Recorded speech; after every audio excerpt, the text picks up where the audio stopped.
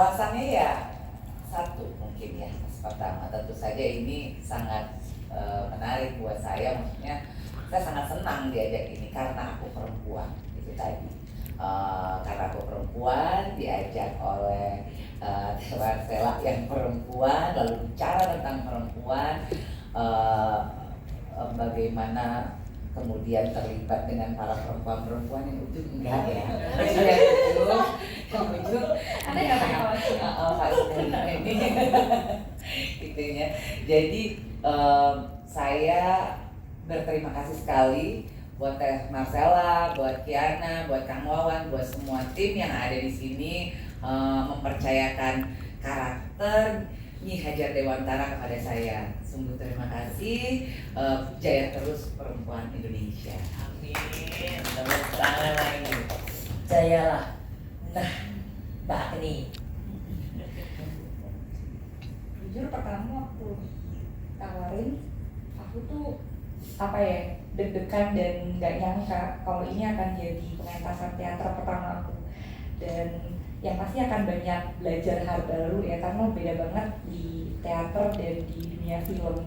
Dan jujur rasanya waktu pertama kali belajar kayak aku bukan apa-apa, bukan siapa-siapa, dan ternyata susah juga ya, pentas gitu. Dan apa ya, aku sedikit tercengang mungkin karena aku nggak banyak baca gitu ya, tapi aku baru tahu bahwa ternyata tuh ada kongres pertama perempuan di Indonesia yang nggak diajarin di SD, SMP, SMA, di kuliah tuh nggak diajarin. Dan dengan berkesenian aku jadi tahu bahwa kita perempuan Indonesia tuh hebat ya, bisa seperti ini gitu. Dan karena kongres itu aku juga lebih beruntung di masa sekarang dan bisa melihat dunia lebih baik. Wah, betul. Jadi kita nih beruntung nih. Perempuan maksudnya. Ini kan banyak perempuannya, lihat wartawannya juga lihat berapa banyak perempuan semua. Ya, sebelum ke yang tidak perempuan, nah kita tanya juga Mbak Aci, kenapa sih ingin terlibat? Assalamualaikum semuanya, salam kenal. Pertama-tama waktu tahu ini yang akan dipegang adalah Kang Wawan, bukan perempuan, alasannya banyak.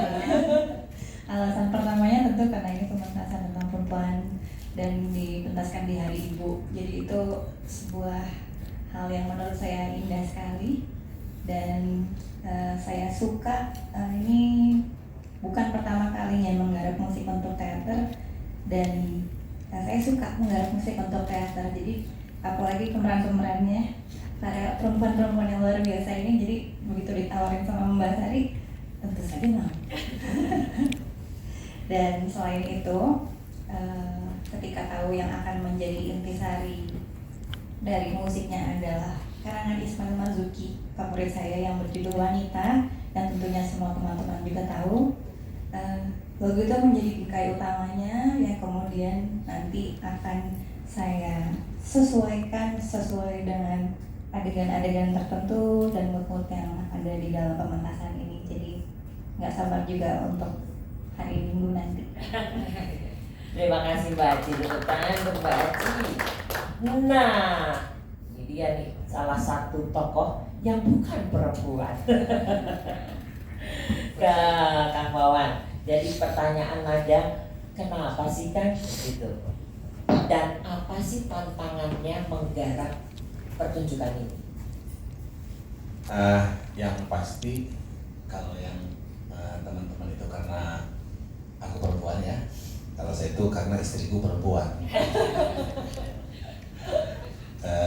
Ya saya juga banyak menggarap hal-hal yang sifatnya tema-tema tentang perempuan di dalam pementasan saya. Dan yang seperti yang Marcel bilang tadi, memang awalnya itu sesuatu yang sederhana. Kenapa sih 22 Desember Hari Ibu itu aja? Kemudian kita tarik ke akar utamanya itu 22 Desember itu. Sebenarnya peristiwa Kongres Perempuan Indonesia itu dari tanggal 22 sampai 25 Desember.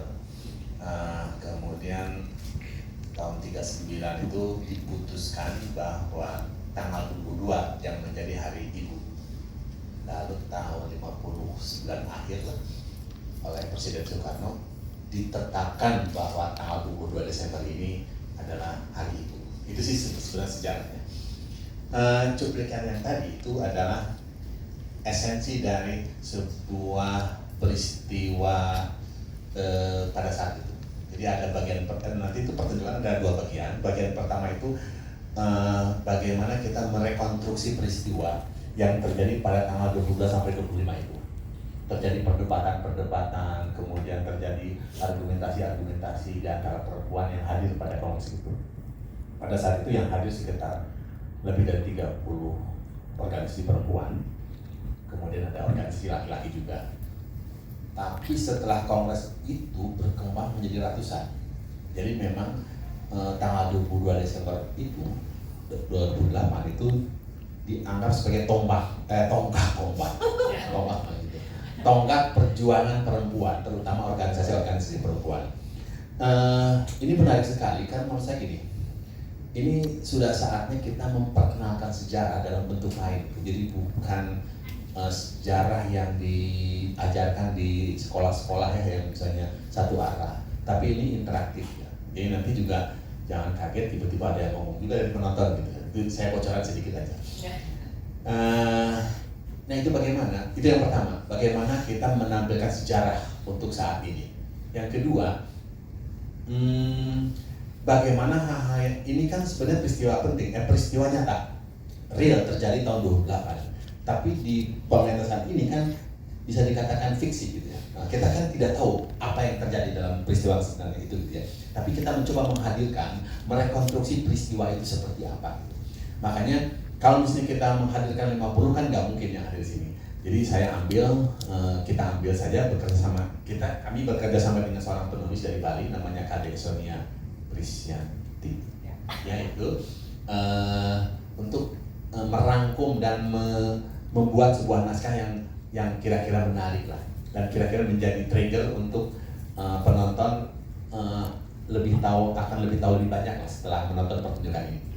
Jadi yang dihadirkan itu adalah ini kalau sekarang itu bisa disebut steering committee ya, ada ketua, ada sekretaris dan ada wakil ketua gitu. Dengan 3 orang ini bisa merepresentasikan apa yang terjadi dalam peristiwa tanggal 22 sampai 28 Desember 1928 itu. Itu mungkin yang paling menarik bagi saya, bagaimana kita mencoba menampilkan sejarah Indonesia dengan format seperti teater ini. Itu. Luar biasa. Tepuk tangan dulu.